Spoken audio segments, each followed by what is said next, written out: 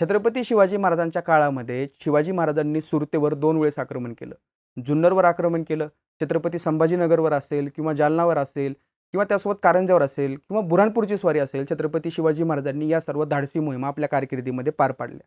छत्रपती शिवाजी महाराजांचा आदर्श घेत छत्रपती संभाजीराजेंनीही आपल्या कारकिर्दीमध्ये अशीच एक धाडसी मोहीम आखली होती आणि ती तडीच नेली होती. राज्याभिषेकाच्या अवघ्या 15 दिवसानंतर छत्रपती संभाजी महाराजांनी बुऱ्हाणपूरवर हल्ला केला. ही बुऱ्हाणपूरची नेमकी स्वारी कशी होती? त्याच्यामधून आपल्याला नेमकं काय साध्य झालं आणि या गोष्टीचं मुघलांच्या कागदपत्रामध्ये नेमकी काय स्वरूपामध्ये नोंद आलेली आहे? छत्रपती संभाजी महाराजांच्या या धाडसी बुऱ्हाणपूर मोहिमेविषयी आज आपण या व्हिडिओमधून माहिती घेणार आहेत. नमस्कार, माझं नाव केतन आणि तुम्ही पाहताय बोल व्हिडिओ. बुऱ्हाणपूर अतिशय संपन्न शहर. अकबराच्या कालखंडामध्ये मुघलांनी बुऱ्हाणपूरवर आपला ताबा प्रस्थापित केला होता आणि मुघलांना दख्खनचे दरवाजे खुले झाले होते. कारण बुऱ्हाणपूर तत्कालीन कालखंडामध्ये दख्खनचे प्रवेशद्वार किंवा दक्षिणेचे प्रवेशद्वार म्हणून ओळखलं जायचं. त्या काळी बुऱ्हाणपूर शहरामध्ये अतिशय धनाढ्य व्यापारी, अमीर लोकं राहत होती.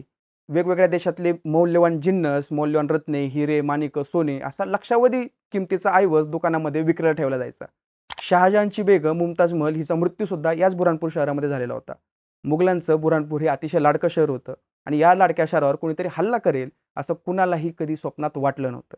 पण जे कुणालाही कधी शक्य वाटणार नाही ते सगळं काम पूर्ण करण्याचं कार्य छत्रपती संभाजी महाराजांनी आपल्या कारकिर्दीमध्ये केलं होतं. बुऱ्हाणपूर शहराच्या तटबंदीच्या आतमध्ये आणि बाहेर एकूण 17 पुरे होती. पुरे म्हणजे थोडक्यात काय तर वसतिस्थानं, जिथं वेगवेगळ्या प्रकारचे समूह एकत्र राहत होते. हसनपुरा, शहागंजपुरा, शहाजहानपुरा, खुर्रमपुरा, नवाबपुरा अशी एकूण ते 17 पुरे होते, जी शहराची शान वाढवत होते. एके दिवशी अचानक मराठे या बुऱ्हाणपूर शहराच्या वेशीवर धडकले. मराठे असे काही शहरावर तुटून पडले की एकाही माणसाला सोडा, पण एक पैशाला सुद्धा जागेवरून हालायला वेळ भेटला नाही. सगळीकडे जाळपोळ सुरू झाला. त्या आगीचे लोट एवढे मोठे होते की तत्कालीन कालखंडामधल्या लोकांनी ते लोट थेट आकाशापर्यंत जाऊन तो त्या आगीचा धूर जाऊन पोचला होता, अशा प्रकारचं वर्णन समकालीन साधनांमध्ये करून ठेवल्याचं आपल्याला वाचायला मिळतं. बुऱ्हाणपूर शहरामध्ये त्यावेळेस काकरखान नावाचा एक मुघल सुभेदार कार्यरत होता. त्याच्या कालखंडामध्ये मराठ्यांना विरोध करण्यासाठी जे काही सैन्य होतं ते तेवढं सैन्य पुरेसं नव्हतं. त्याच्याकडे मराठ्यांचा विरोध करण्या एवढी शक्ती नव्हती. ज्याला शक्य होतं ते सगळे काही प्राणपण लावून लढत होते, लढता लढता मरत होते. कित्येकांनी स्वतः आत्महत्या करून घेतल्या आणि कित्येक जण परमेश्वरावर भरोसा ठेवून जागेवर बसून होते. तब्बल 3 दिवस मराठे बुऱ्हाणपूर शहरामध्ये तळ ठोकून होते.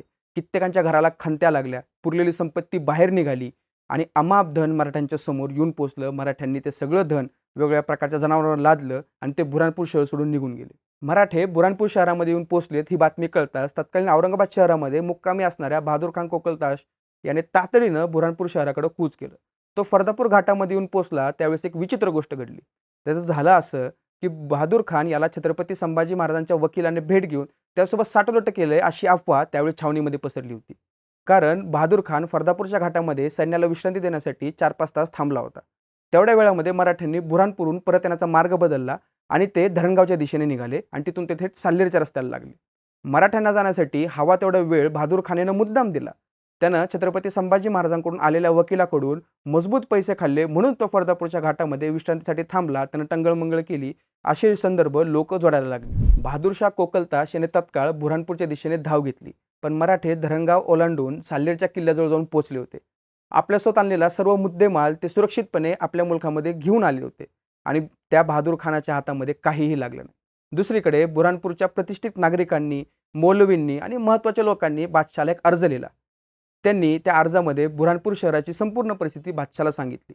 काफरांचा जोर झालाय आणि आमची अब्रू, आमची सत्ता नष्ट झाली आहे. आम्हाला शुक्रवारचा नमाज पडण्याची सुद्धा आता शाश्वती उरली नाही, अशा प्रकारची तक्रार त्यानं बादशाहकडे केली. यावर बादशाह औरंगजेब प्रचंड चिडला आणि त्याने बहादूर खानाला पत्र लिहून सांगितलं की दक्षिणेमध्ये शत्रूचा बिमोड करण्यासाठी मी स्वतः चालून येत आहे. बहादूर खानाच्या कर्तृत्वावर बादशाह प्रचंड चिडला होता.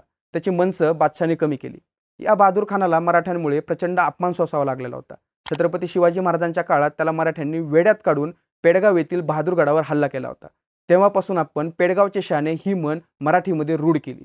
हा औरंगजेबाचा दूधभाऊ होता, तरी सुद्धा मराठ्यांनी याला तब्बल 2 वेळेस वेड्यात काढलो. छत्रपती संभाजी महाराजांच्या काळात मराठ्यांनी दक्षिणेत कशी विलक्षण धामधूम माजवली होती व मोगलांची नामांकित शहरं कशा प्रकारे उद्ध्वस्त केली होती, हे खुद्द बादशाहचा जो बंडखोर पुत्र होता औरंगजेबचा पुत्र अकबर यानं आपल्या बापाला आपल्या पत्रामध्ये लिहून सुनावलं होतं की दक्षिण प्रांताची अशी दुर्दशा याच्या आधी कधीही झालेली नव्हती. ही दुर्दशा पाहता हा विस्तीर्ण प्रदेश म्हणजे भूतलावरील स्वर्गच होय आणि बुऱ्हाणपूर म्हणजे त्या विश्वरूपी सुंदरीच्या गालावरील तीळ. पण आज ते शहर उद्ध्वस्त होऊन गेलं आहे. औरंगाबाद शहर आपल्याच नावाने वसवण्यात आलं आहे, पण शत्रूच्या सैन्याने ते अक्षरशः पाऱ्यासारखं अस्थिर झालं. बुऱ्हाणपूरच्या या हल्ल्याचे निमित्त करून बादशाह खुद्द दक्षिणेमध्ये उतरणार होता. त्याला मराठ्यांसोबत मोठे युद्ध करण्यासाठी एक कारण हवं होतं आणि मराठ्यांनी स्वतःहून होऊन ते कारण बादशाह औरंगजेबाला देऊ केलं होतं. आता मराठ्यांच्या रक्तरंजित क्रांती पर्वाची सुरुवात होणार होती आणि त्या रक्तरंजित क्रांतीचे नायक होते छत्रपती संभाजी महाराज. तुम्हाला ही माहिती कशी वाटली हे आम्हाला कमेंट करून नक्की सांगा आणि बोल व्हिडिओच्या यूट्यूब चॅनल नक्की सबस्क्राईब करा. धन्यवाद.